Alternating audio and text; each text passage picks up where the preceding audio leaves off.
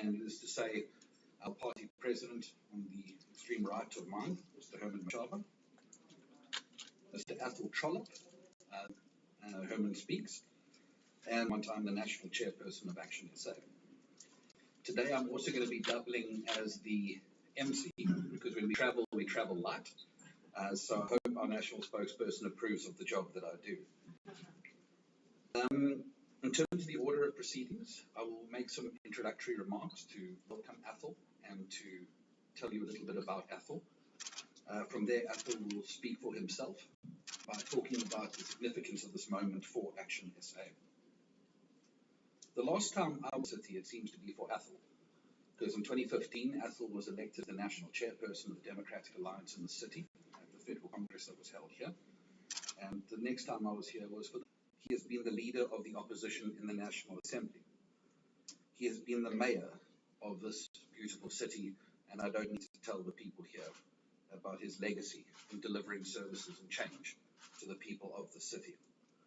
He has been the provincial leader, the DA in the Eastern Cape, and the national chairperson of the DA in 2015. He resigned in 2019, and was listening to that video the other day.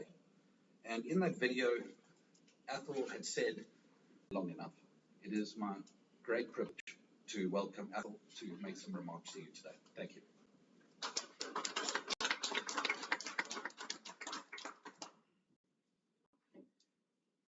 Thank you very much, Herman, for inviting me to be here today, and thank you, Michael, for those kind words. I suppose I need to start by saying, or telling you, how did I arrive to be here again? Well, it's quite a long story, and I'll try and keep it short, because I really would prefer to handle some questions that come from journalists and even members, if they're allowed to ask questions. But you'll recall that in 2019, I retired from politics after resigning the positions that I had in my previous political home. That is a very difficult decision. And I want to tell you that the decision to join another political party is as difficult as the decision to leave my previous party was. It was difficult to leave my previous political home because it had been my home since I was a schoolboy. And it was made even more difficult because I had served it as a representative for 25 years. I believe that I had a long, loyal, respectful and respectable relationship with that political party. And the interesting thing when I reflected about what I'm doing today and what I've done in the past is that in that political party that I served previously, I saw leaders come and go. I saw our party go through numerous iterations. I also saw leaders from other political parties join us, and their followers joined us. And I contributed to getting those people to do that, because that actually is the art of politics. It's no good being in politics if you can't attract other people to come to you to vote for change. Because, democracy is a relatively new experience for most South Africans. And democracy to work is when you can convince people to vote with their feet, not just to accept the status quo. My affiliation to my previous party was based on my familial upbringing and also my own personal conviction. I recall at the press conference to announce my retirement and resignation of my positions that I defined myself as a conviction politician rather than a career politician. And I've come to learn that careerism and conviction are two constant and competing forces in politics. And unfortunately, careerism has blighted politics in this country because it's about your own self-interest rather than serving your convictions. It was conviction, in fact, that led to my former political party being established in the first place. The founders of that party left their other political homes out of conviction to start a new political organization out of conviction. My change in conviction or loss of conviction for my former party will no doubt be maligned, as have others been maligned who have left that party to join ActionSA. I expect that to happen. It's inevitable in politics. One thing I'm not going to do, though, is to malign my former political party. You can't serve something and build something for 25 years and then suddenly malign it. To me, that would be completely unethical and disrespectful to my relationship that I had with them. But politics and democracy is about convincing people to change their minds, to change their convictions. And if they're not happy with what they've got, they can choose change, change. And I want to say in that regard that what's good for the goose must be good for the gander.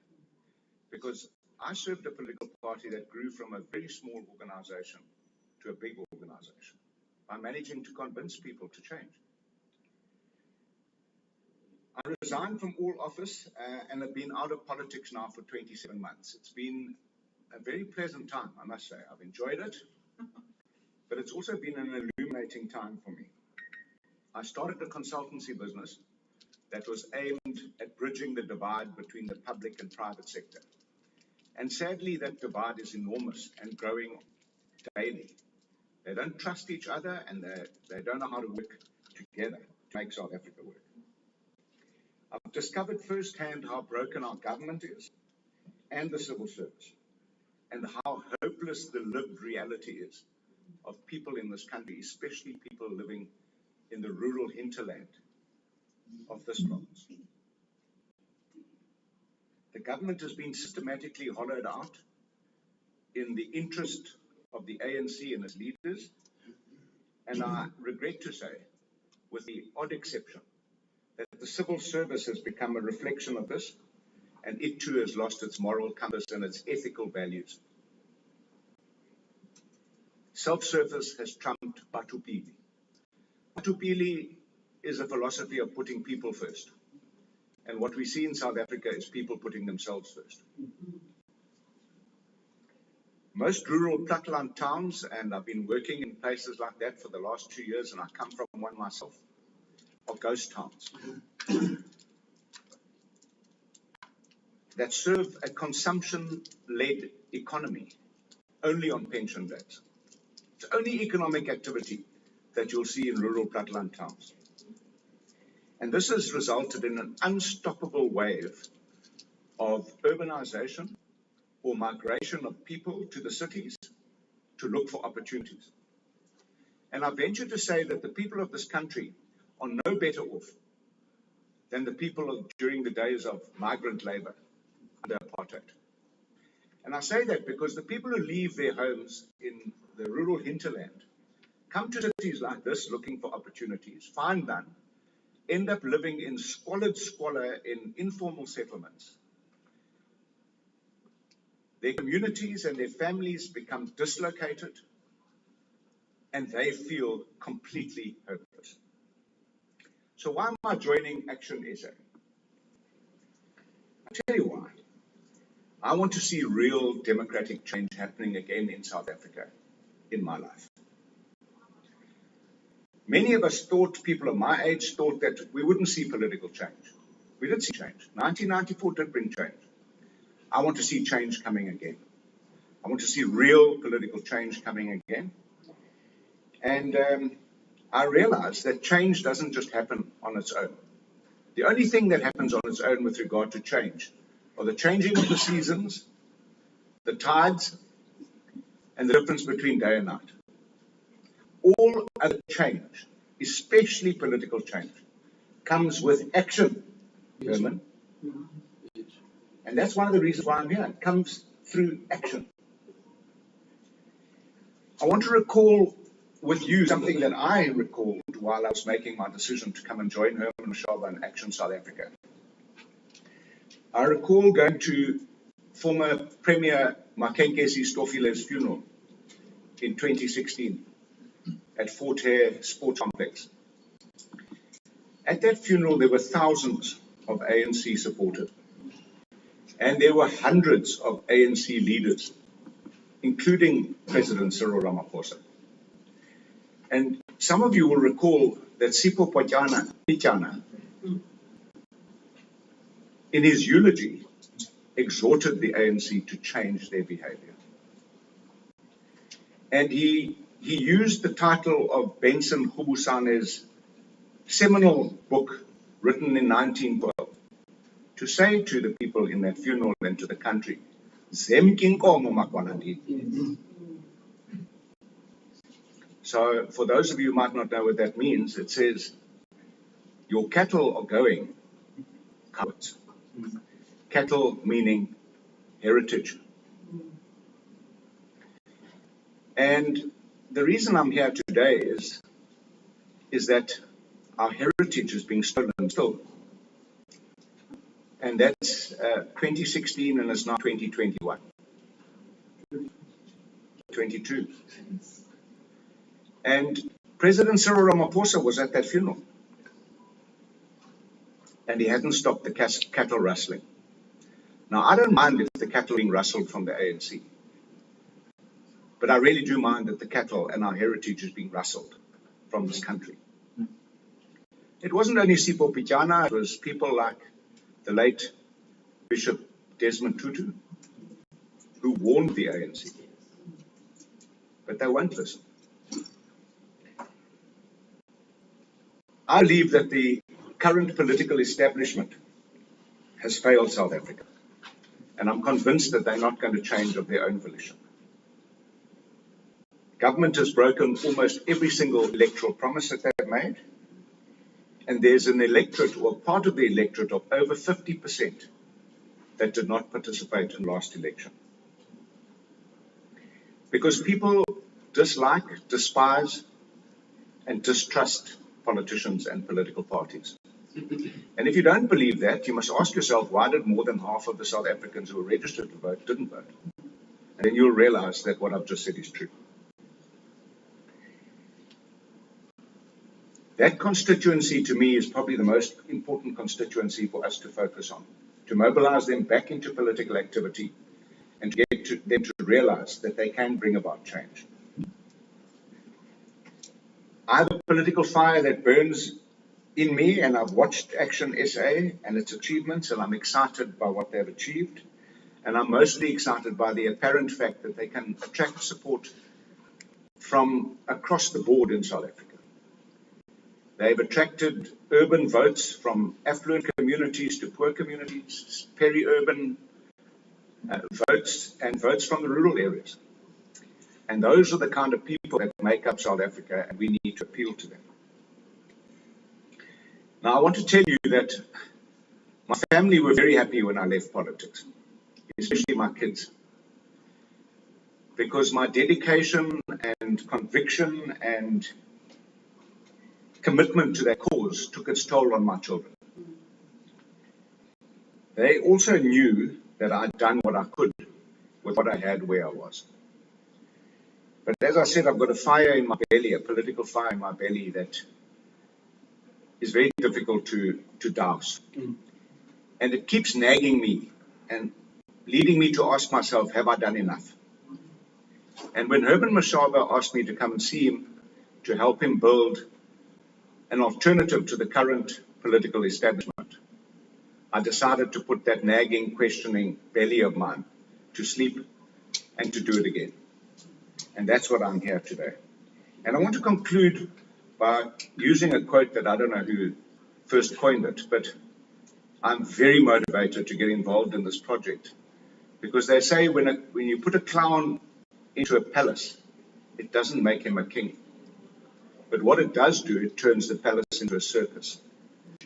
And if you have a television, you will see circuses happening in this country across all the municipalities. Real circuses, which means that there are clowns busy with our business in those circuses. I was part of a circus here in this city. I know what it feels like. So I want to see if I could change that metaphor around a bit and see if we can put some nobility back into the palace and bring some sense and respectability and respect for voters back into government. Thank you.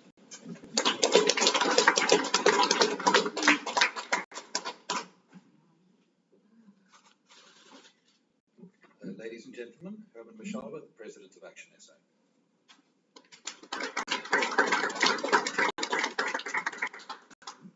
Thank you, Michael, and thank you, Athol. Good morning to members of the media, our actioners here in the Eastern Cape. Thank you so much for making the time to be with us at this historic event. I think historic in the sense that when I made an approach to Athol at the time, I never thought it would be possible for him to really come back into this brutal work that we do. Because political work, if you are committed to serve your country, is brutal. Just to give you a sense, I got into politics in 2016, campaigning to be the candidate for the DA in the city of Johannesburg. I took over as the mayor of the city of Johannesburg in August of 2016. A few months later, or a few weeks later, up to today, I can't sleep without sleeping tablets, prescribed ones, because it's a nightmare. When I resigned from the city of Johannesburg, I thought things would really be better. They're getting worse. But at the same time, for me, this job is the most rewarding. The most rewarding. It's a privileged South African. I regard myself not lightly. I take it that I'm a privileged South African over the last 40 years of my life. I'm 62 years, born in abject poverty in a child-headed household. At the age of 22, I took a conscious decision to liberate myself under PW Port. And that made me a privileged human being. By the 27th of April 1994, I was already a free man. And I'm using this freedom that I attained at the age of 22 to do what's best for my country. The price of using sleeping tablets compared to letting the country collapse, I think you cannot just really compare. And I'm so proud of South Africans for having given me this opportunity to serve my country at the time when my colleagues are in golf courses right now as we speak. They are in air-conditioned offices. For me, having an opportunity to work with people like Athol gives me such great pleasure. More especially for the Eastern Cape. It's one of the most ignored province in our country. And this is the province that actually delivered, to a large extent, delivered the democracy that we're enjoying that started in 1994. Why this region is being punished is beyond me. Your leadership that's responsible for being part of for bringing this new dispensation, they're settled all over in Johannesburg and everywhere else. They've left the poor and the vulnerable to fend for themselves. I think under the leadership of Athol, Trollip, I believe we can reclaim and regain the pride of the Eastern Cape. Him as our provincial chairperson. I thought, thank you so much. But one thing for sure, majority are going to be happy. We're in a political environment. We're in a real world. You know, always, every time when I get insulted, I always tell people that I'm not here to make friends with anyone, because I've learned as a religious person that if human beings can kill Jesus Christ, who am I? I don't expect to be loved by everybody. So when people don't like me, it doesn't matter to me. That's fine. They have every reason not to like me. but they are not going to determine my destiny. The destiny of Herman Mashaba is going to be determined by Herman Mashaba and no one else. Yes. People of Eastern Cape, please let me also profoundly apologize for not participating in the recent local government elections. I know we had tons of requests, many municipalities asking us to participate. And unfortunately, the Senate of ActionSA took a conscious decision not to really overstretch ourselves.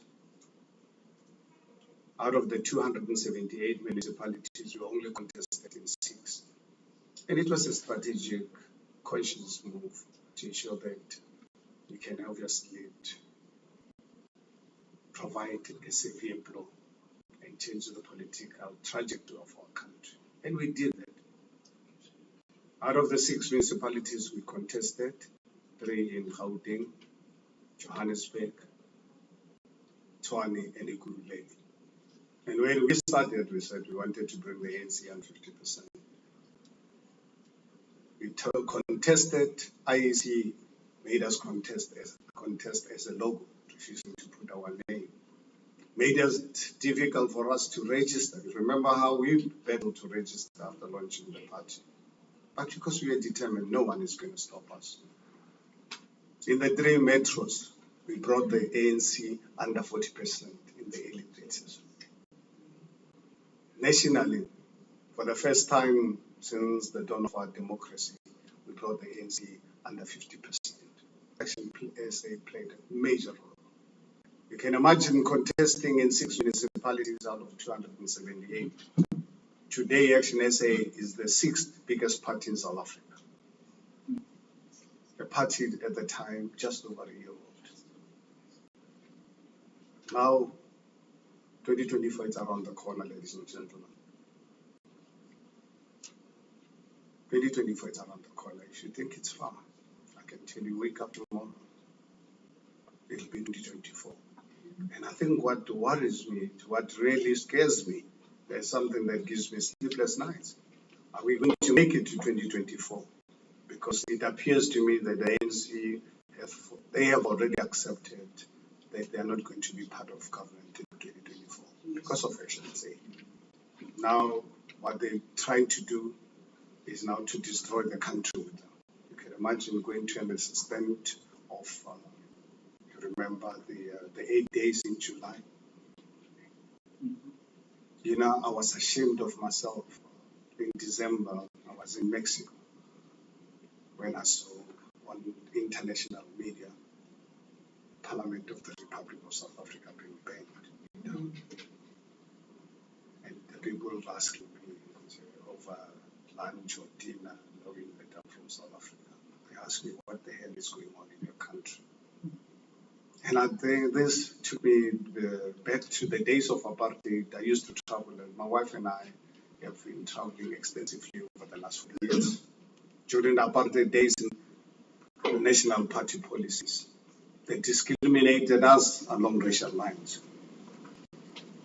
Today, 27 years into our democracy, I'm finding it difficult to explain to the international community the level of corruption in our country. A country with the highest sustainable unemployment rate in the world. We are the mega capital of the world. More people are being brutally murdered in this country, more than countries at all. We're the rape capital of the world. You can imagine when you overseas, people look at my wife or my daughter. You know, in South Africa, it's a rape capital. They have said, what are the chances? How many times have you been raped? And some South Africans are prepared to sit back and do nothing about it. That's why I said, not in my name. And I'm really glad. I thought, really grateful.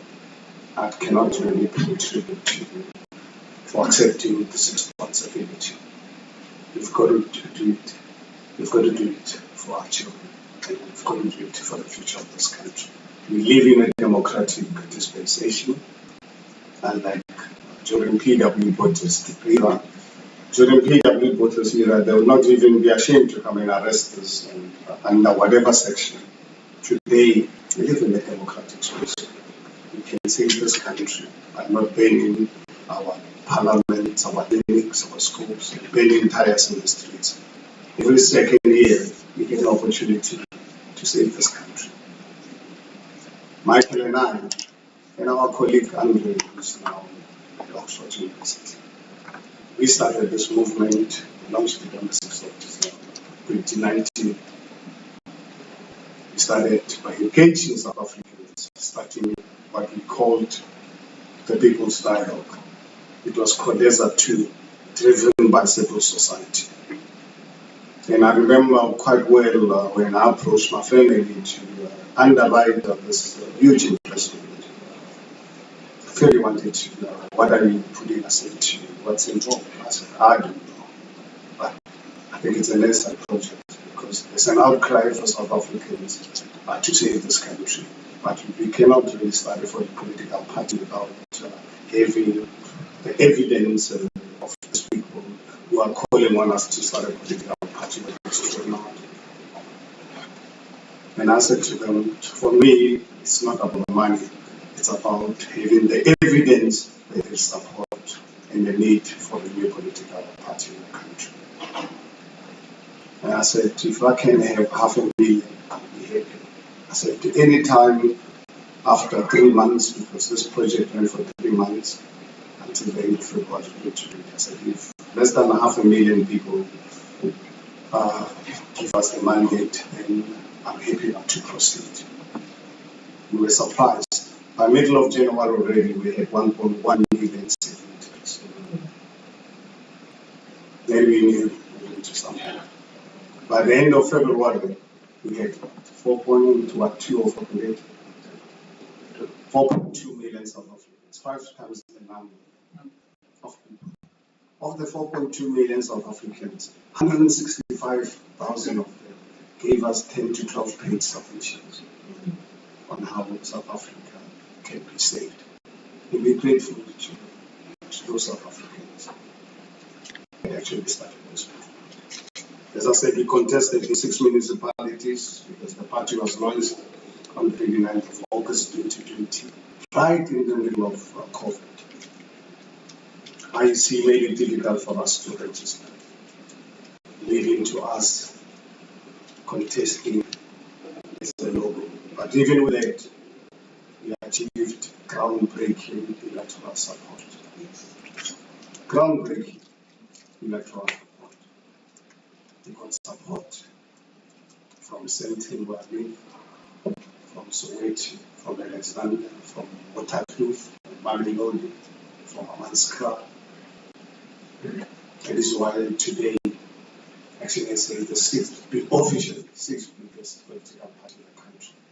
But now, you are aware, last week I resigned as a councillor for the city of Johannesburg after setting up the coalition arrangement because the mandate of ActionSA is to remove the ANC from power. Yes. I think I want to believe this unapologetic about this. Our mandate from the 4.2 million South Africans is to democratically remove the ANC from power. Because why? The prosperous South Africa and ANC cannot coexist in one space. One has to die. And fellow South Africans, it's not going to be South Africa that's going to die. It's going to be the ANC. And I'm very so glad to be joined by fellow South Africans who are committed. As I'm talking to you now, yeah, at the moment we've got 4 provincial chairpersons, Gauteng, Northwest, Gauteng by John Moody, Northwest by Khosi Wena Mamope, Western Cape by Faiki Mento, KZN by Mr. Kube. And it is my pleasure today to announce the 5th member of our Senate, because the position that Athol is going to occupy as a provincial chairperson automatically makes this position to And from Friday, for the 3 days, we are going on a start session where we are going to plan how we're going to be the government in 2024. Obviously, it's our wish that we can be government on our own, but we are happy to work with other parties as long as not the ANC. I think there's something that we as South Africans need to embrace, like all the democracies all over the world. Getting into coalition, you don't get into coalition because you share the same values. If you share the same values, then there will be a need for different political parties. But when the voters have spoken, we have to respect their decision. You form a coalition with people you don't like. Because I can tell you, the coalitions in the 3 metros in Johannesburg, none of those political parties are friends. And I don't want a coalition from them. And I don't expect them to be friends with me. What we need to be committed to is to set the precedents. Leave our political ideologies behind, more especially at local government level. Let us focus our energies on running stable governments that can serve the residents without interruption and keep ANC out. That's really what political parties need to do. So I'm excited with this 2024 project that I'm going to run. I've given an opportunity to another councillor who I've already announced, who's taking over my position from the 1st of March, so that I can have space and time to really be able to crisscross the country. I've got 4 more provinces to get provincial leaders, because ActionSA in 2024 is going to contest all 9 provinces. And ActionSA is going to be part of that government that's going to emerge without the ANC. So time, it's against us. So we have to regularly launch our campaigns as a matter of urgency. And having someone of the caliber of Athol, for me, makes it really very easy for us to do this campaign. You know, I listened to one journalist last night giving his own academic interpretation of ActionSA, Athol, Trollip, and Herman, Mashaba. One thing that he missed very fundamental is the story and the journey of the 62-year-old man who was supposed to be at SASA right now for such a time. This man's journey over the last 62 years, it's on record. You read my books and everything. Herman's survival, success, sexually dependent on being surrounded by strong human beings. Because whether it's a weakness or not, I grew up people thinking, my sister in particular from the welcome hospital used to fight a lot, but we loved each other. She used to beat me up for that I'm a stubborn person. It's my nature. I'm not stubborn. I question it. I accept that life is not perfect, and the only way you can change the trajectory of this imperfect life is to challenge it. Don't really be afraid to challenge life and try something new. And the only way that I can actually de-risk, because I'm a human being, I make mistakes, is to be surrounded with chief of staff. And I think, and those differences actually is what actually makes me strong. I know I'm surrounded by people who are going to question, who are going to interrogate, because I is going to question. And no one is going to stop me. And I'm not going to stop anyone. You know, for me, when we have differences, it doesn't mean that we are enemies. No. That's how we can really build this country. I built my business empire by being surrounded by strong individuals. I can tell you, I'm a tough person when I'm forced to. when you're a weak person, you can never get a senior position in my organization. You can be anyhow working. So we'll give you somewhere where you can work hard. But if you're not really prepared to take risk, then you don't really belong to my management team. And I think here, if you look at our Senate, men and women in this country that are going to make this country proud. And we are committed to this project. So thank you so much, Athol. Thank you so much to the Eastern Cape residents for giving us this platform, giving us the opportunity to say, we are not here to serve political parties. ActionSA is a vehicle that one uses to travel from one place to the other. It is not what Athol is expected to do to serve ActionSA. ActionSA is a vehicle that he must use to get to his destination. So what we are saying as ActionSA, we commit party people first and partners. Not interested in the unity of the party. We are not going to compromise saving our people because I want unity of the party. If it means we have to part ways, we'll part ways with anyone. We are not going to do it at the expense of the party. Like we see our current government, where they declare the president of the country says his preference is the unity of the party, not with ActionSA. Yes. Ours is the interest of saving society. And all of us, we sign up to the project. And we know in the process, is it going to be smooth? I'm not a naive person. You're going to have, from time to time, going to come across turbulences. But one thing for sure, with the foundation already set, I'm quite convinced that we are going to succeed in ensuring that my grandchildren, one day when I'm 90, they can read about the roles that their grandfather actually played, working with other like-minded South Africans to save this country for all of us. Thank you very much for listening to me. I appreciate it.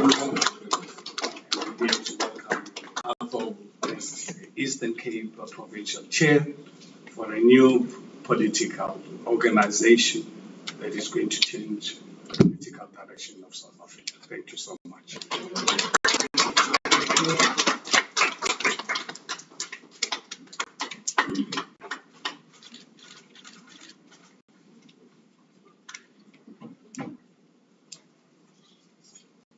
Ladies and gentlemen, thank you. I'm back.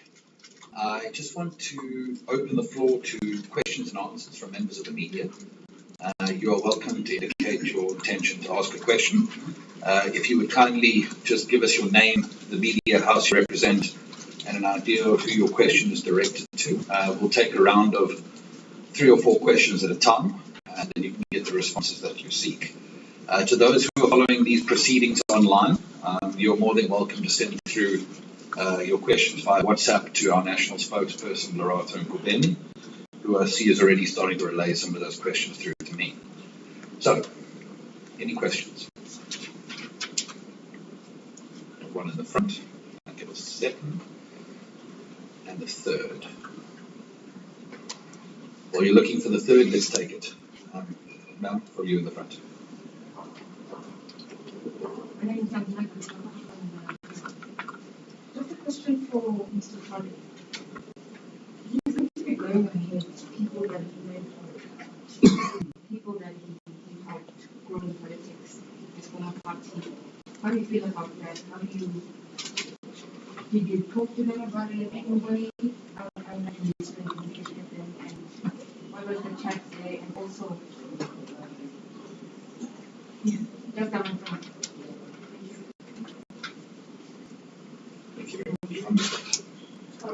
From Durban and Dublin for years.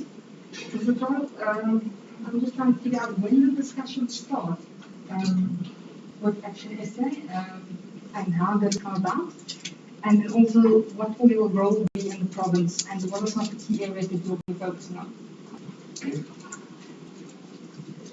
Is there a further question? then, if I may, I have received a question from our good friend at the Mail and Guardian, Lizeka Tandwa.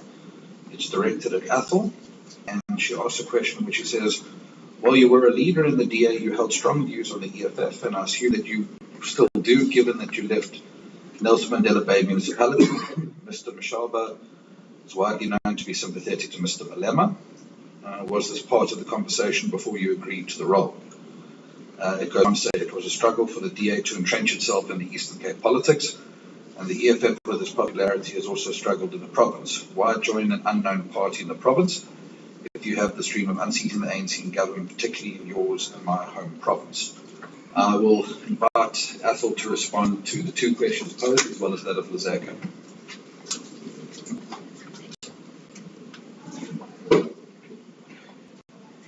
Thank you very much, Michael, and thank you for your questions. Let me start with the last question first, if you may, because it was quite a long one. And if I leave anything out, Michael, you just please ask me to fill in there. So, to Lizeka from the Mail and Guardian, what are my views on the EFF?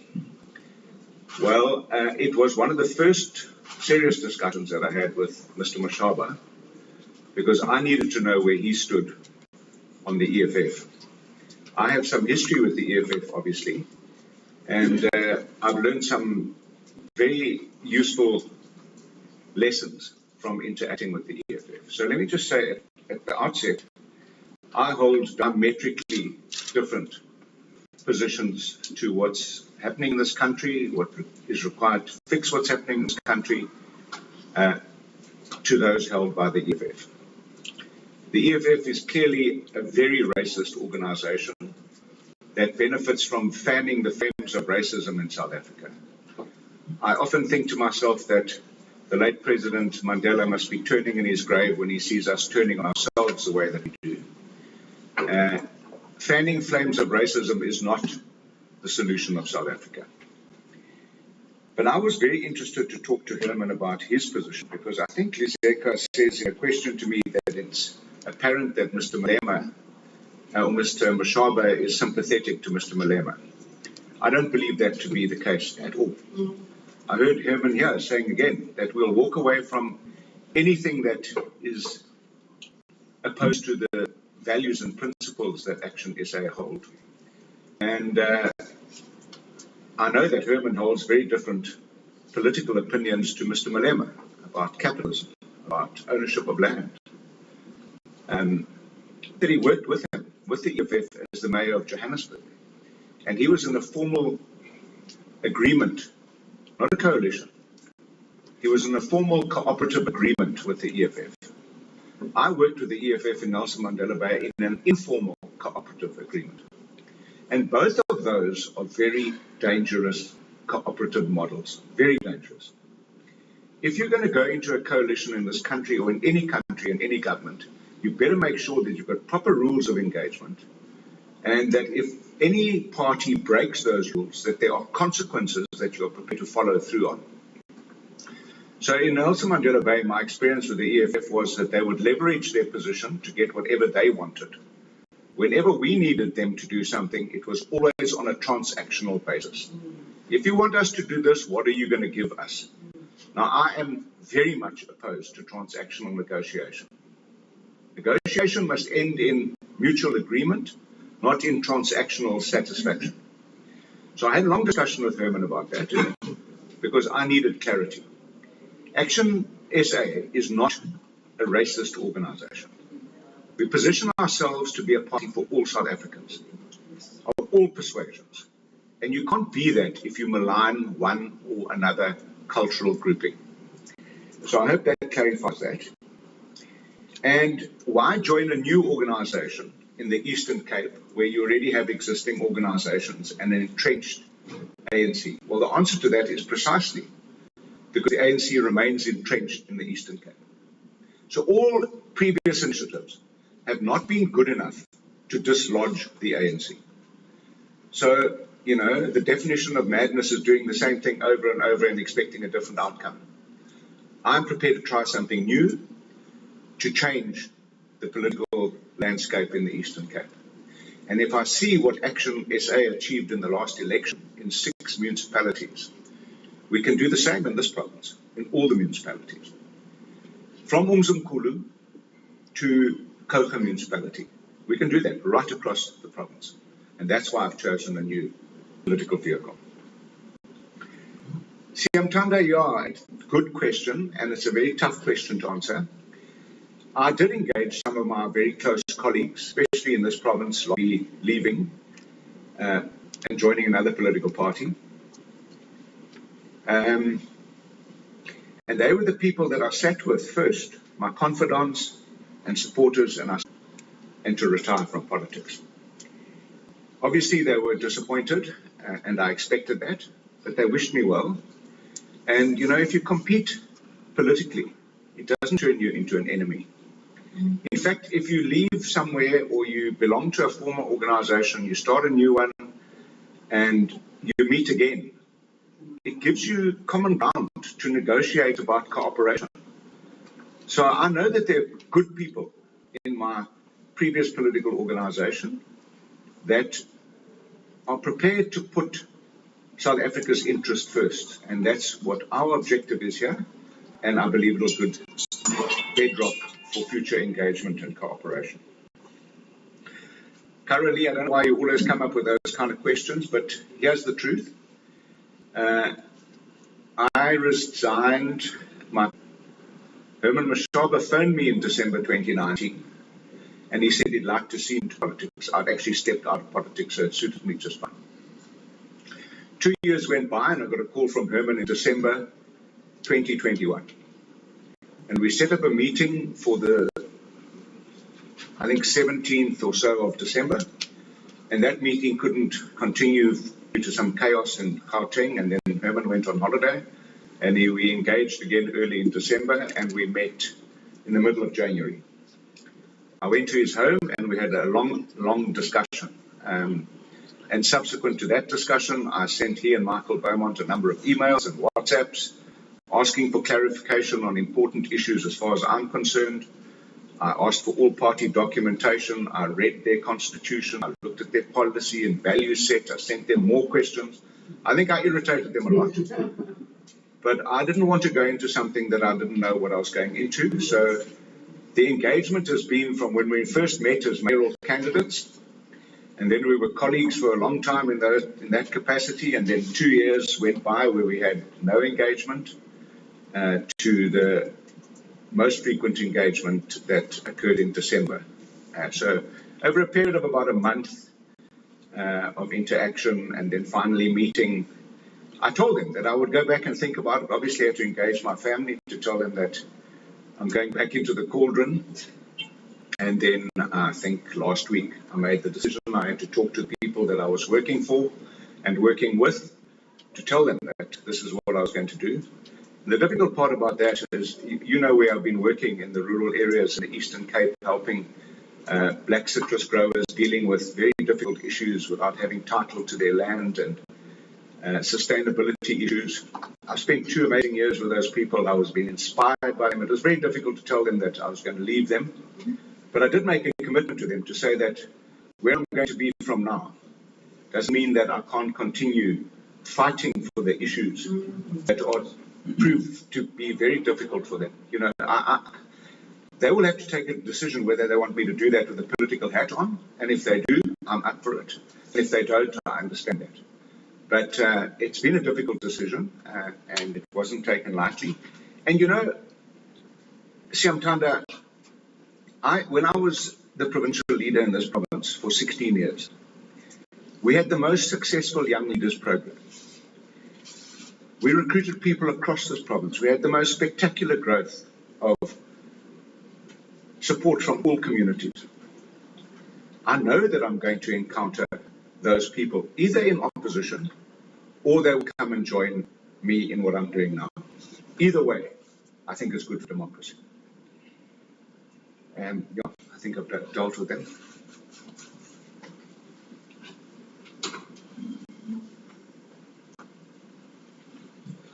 All right.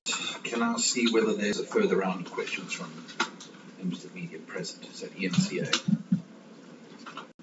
Thank you so much, Chair. Herman from ENCA. My question to Athol is, you said that Your family was happy when you're leaving, when you're resigning from politics. Are they happy now that you're joining ActionSA? And what is it that they're offering different than your previous party? Right, thank you very much. And I see if there are any other questions from members of the media present. There don't appear to be any hands raised, so I'm going to take another question from our online submissions. Johnny Isaac from the Sunday World in the Eastern Cape. Welcome, Johnny.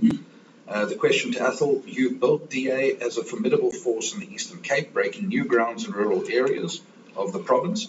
What do you attribute that to, and what new terrains are you looking to explore in the province? And then a question from the same individual to you, Herman. The question goes: you are recruiting people who have been in politics quite a lot longer than you. What will happen if in their ambition start challenging you for the party's leadership position?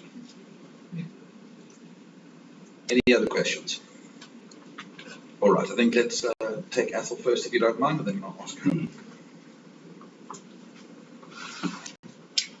Okay, also, let me just start with the last one first because it's fresh in my mind.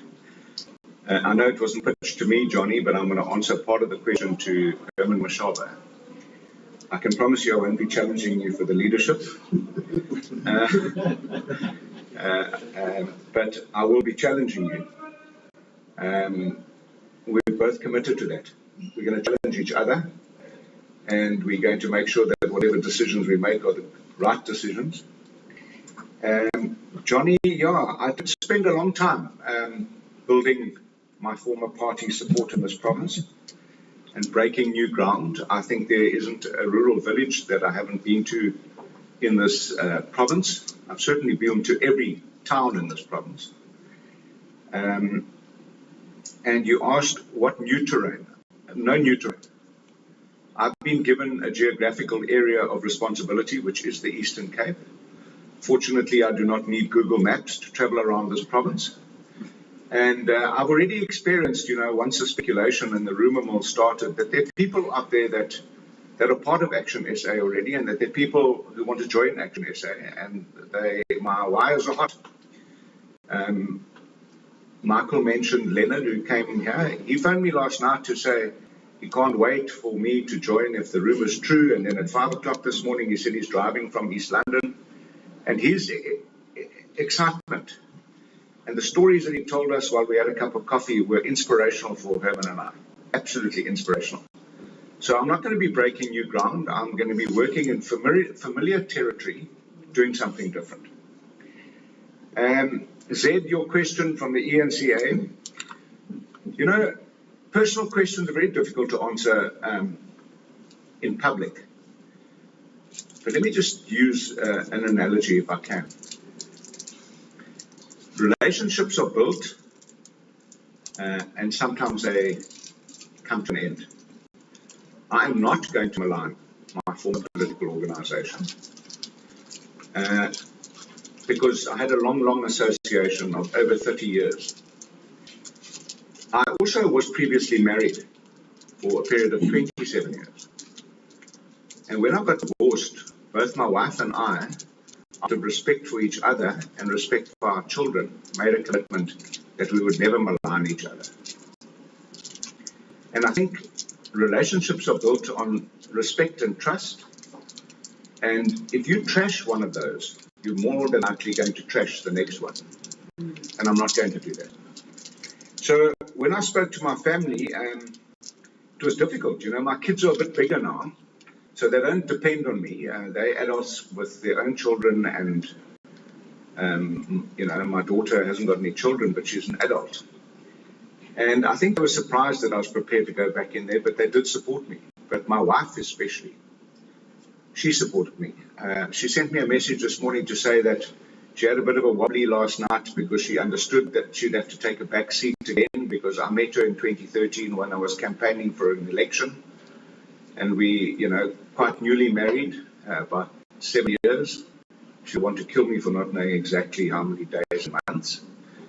But she sent me a message to say that she understands that she'll have to take a back seat, but she knows that this is what I was called to do. So I do have my family's support, and for that I'm very, very appreciative. And I hope not to let them down, and that my commitment to ActionSA is not going to extol too many sacrifices from them. Thank you.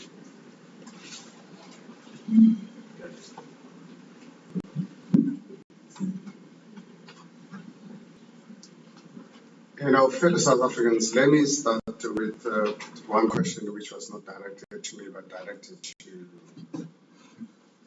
to Athol. I think I need to address this, and if I become a broken record, that's fine, because it's a very important matter to address so that South Africans are not misled, because there are people out there prepared to really create a narrative, going to an extent of actually lying to South Africans, taking people for granted, because people are accountable. When I took over as the mayor of the city of Johannesburg, when the coalition arrangements were entered into, I was not really part of the DA executives. Negotiations actually, particularly in respect of the EFF, and the EFF not wanting, there was a deal breaker for them to vote with the DA. I learned over this from the media. I was at home watching EFF presser in Alexander, where the EFF made it clear to the DA that they had an issue. And I did not know what the issue was. But it had nothing to do with me. They had a press conference in Alexander, and DA was going to have their press conference later on in Centre. And I was not even invited to the DA conference, as much as I was the mayoral candidate for them. I remember being phoned by a journalist called Sidi Madia. I'm sure some of you know her. She's the one who called me up because she had my number. She followed me throughout my campaign. She says, Herman, were you watching the EFF conference in Alexander? I said, I was watching. It says, do you know what the issue that they have?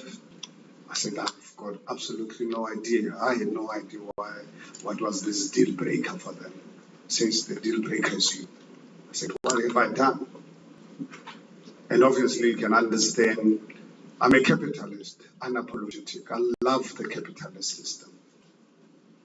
So the EFF and I, when it comes to certain values, we really miles apart from each other. So obviously they had concerns about this capitalist, because as far as they are concerned, a capitalist is someone who exploits others. And I have a different view about capitalism. That's why I wrote a book some years ago called Capitalist Crusader.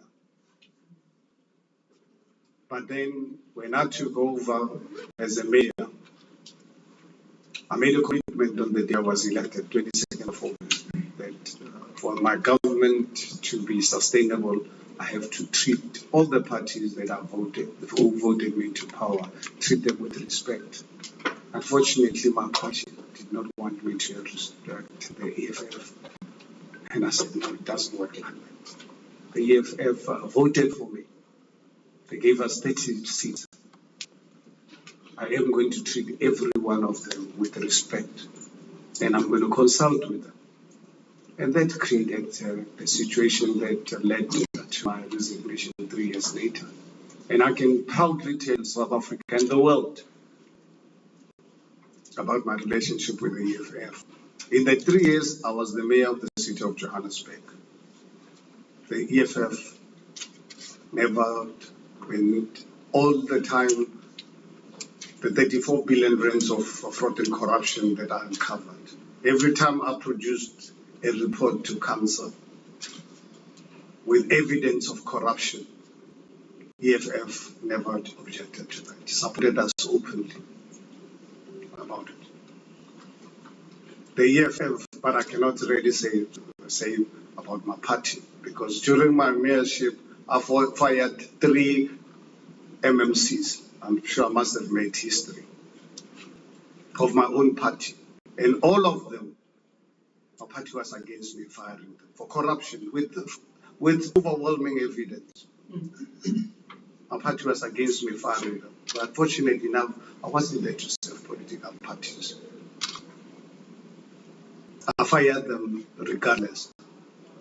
I had no powers to remove them from our caucus. That shows the hypocrisy that you can imagine. I fire someone as an MC, but the party is still prepared to put this person to remain as a councillor. What are you saying to society? These are things that really created tensions. In the 3 years that I served with the EFF, in all my engagements, not a single time EFF has ever discussed the tender with me. But I can't say so about my own party that I was representing at the time. One of the senior presidents came to my house. It is in Michael's book. Michael wrote a book called The Accidental Mayor. I can't say so about my party. But EFF never discussed anything. Was it EFF a friendly partner? Difficult to negotiate. They are good negotiators. But the thing is, we shared one thing in common: the plight of vulnerable people that the ANC government could not provide toilets to them. You can imagine communities living in informal settlements, some of them 15, 20 years. And if I have 5 friends to go and provide the toilets to them, my party wanted me to go and cut grass in Centre. And I said, no, I'm not a mayor of grass cutting. We've got major issues. And this obviously resulted with my party calling me an EFF mayor. And that hurt me because why should anyone really call me an EFF mayor? I was the mayor of the residents of the city of Johannesburg. When I took over that administration, the ANC government was only spending 58% towards infrastructure. We took it from 78. You look at 2019 when I left, the last budget took it to 71%. And we're dealing with corruption, firing people left, right, and center, getting them arrested. In fact, if our criminal justice system was functional in this country, if our criminal justice system was still in operation, I can tell you a big number of ANC people will be serving long sentences today because of the 34 billion rands that are uncovered in 3 years. Some of the senior people who are today, some of them in national government and parliament, involved in the capture of the city of Johannesburg. If you talk about the state capture by the Guptas, the city of Johannesburg was at the epicenter of the Gupta state capture. And my party never supported me on this. Never supported me. But today, they have the guts to tell and lie to South Africans that I'm a friend to EFF. I'm not a friend to anyone. Even my coalition partners, as I've said to you earlier on, I'm not in this business for friendship. I'm not friendship with anyone, any of the parties. That's why we started our own party. But I'm prepared to work with them because no one of us has got the majority to form government on our own. And that's the will of the people in a democratic dispensation. That's why I'm concerned about Ekurhuleni. We misled the people of Ekurhuleni that they've got a government.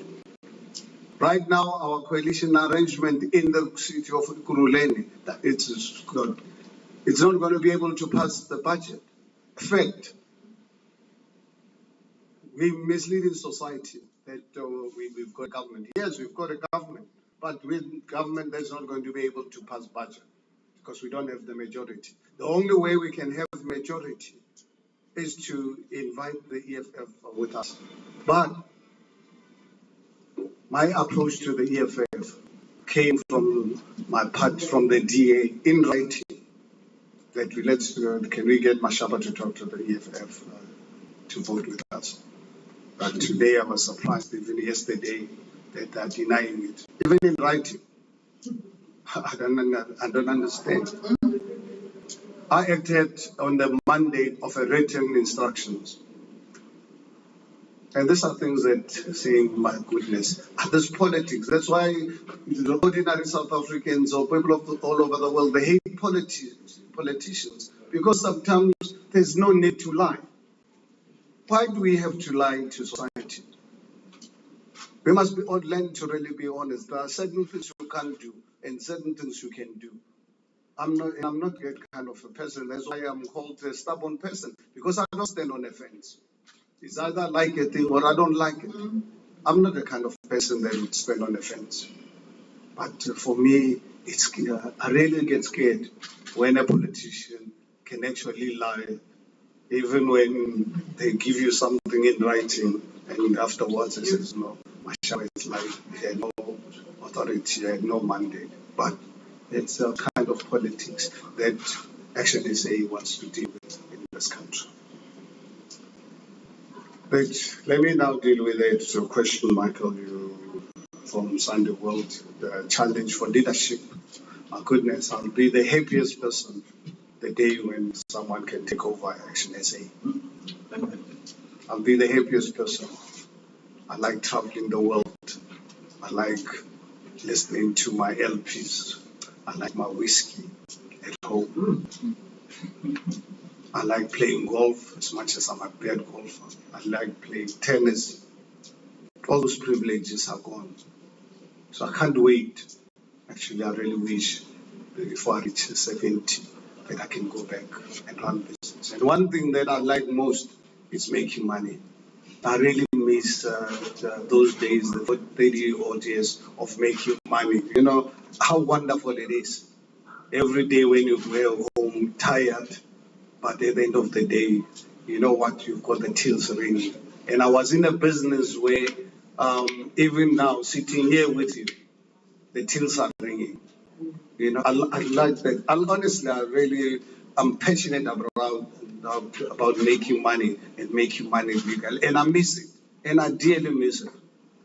And I've given that huge responsibility to my wife and daughter to really take care of that, which I think it's unfair. But unfortunately, we've got a bigger project of saving the country. So for as long as the ANC is in power, I will remain a politician. But fortunately enough, 2024 is around the corner. 2024 is around the corner, and after 2024, I've got to really then decide my future. Because I'd really love to go back to business and allow younger people, older people, any capable South Africans to take over. So for me, being challenged about leadership of a political party or running my business, that's why I left my successful businesses, gave them to my wife. So why would I concern myself about running a political party where I don't even, when I was working as a mayor, the salary I was getting wasn't even 25% worth what I was earning, not in investments, just the salary. And I stayed for 2 years without a salary. And I now got a job, elected as a mayor in December.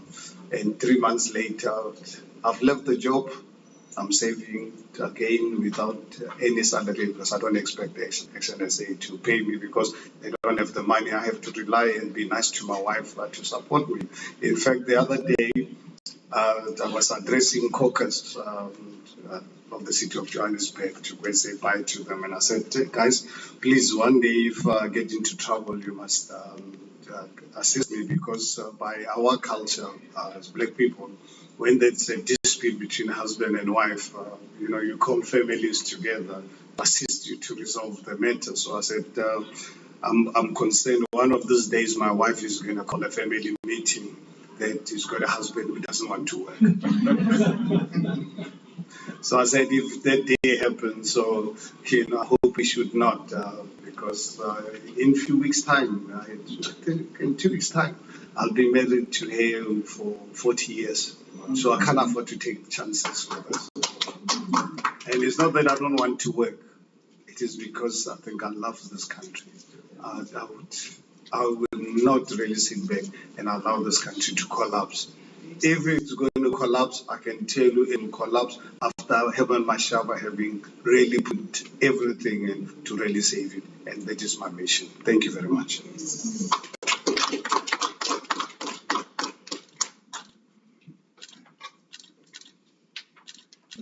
I'm sorry, I'm not strong on political hierarchical correctness. So, Herman, I'm sorry that I'm speaking after you, but I didn't answer Lizeka's question comprehensively. So if I could just add a little bit to Lizeka's question about my position on the EFF, I'll do that. But I was smiling while Herman says he likes making money and the thought that he can be in one place and the tills are ringing in another place. And I respect that. And I respect that he's a capitalist, and I believe in capitalism. But one thing that really gets to me in this country is that some of the most affluent, richest people in this country are politicians that haven't made the tills ring, but because they've got their fingers in the till. Yes. And that sometimes is quite difficult to comprehend when you've got parties like the EFF who say they're avowedly against capitalism. Yet when you see what they wear below their red overalls and how they live their lives, and I know what you earn as a politician. If you want to get rich, don't get into politics.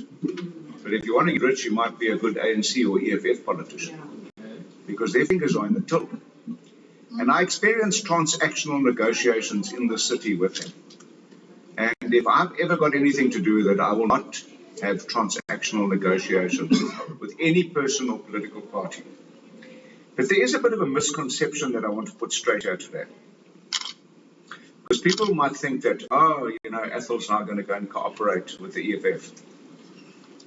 In this city, it wasn't the EFF that toppled our coalition government in 2018.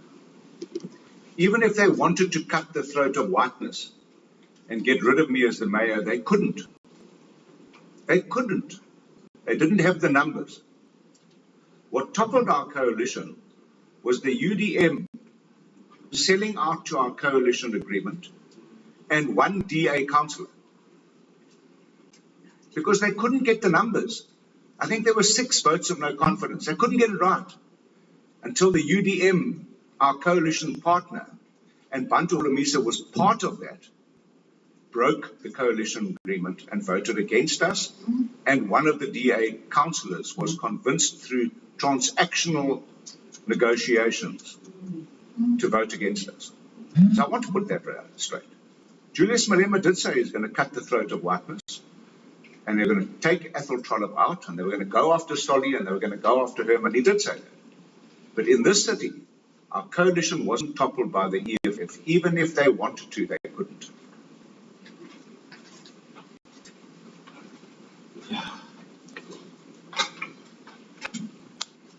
All right. Thank you very much, ladies and gentlemen. I think we have come to that portion of the press conference where the formal question and answer session can be brought to an end. Thank you very much for your engagement. And I would welcome members of the media who would seek one-on-one opportunities with Herman and Athol. But thank you very much for your time, and thank you for joining us. And to all those who tuned in online across the country, wherever you may be, thank you very much. Yeah. So I thought you have 2 hours for me. 2 hours for me. 2 hours. 2 hours. 2 hours.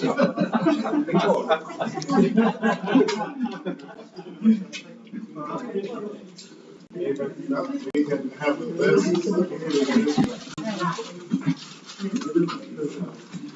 That's it.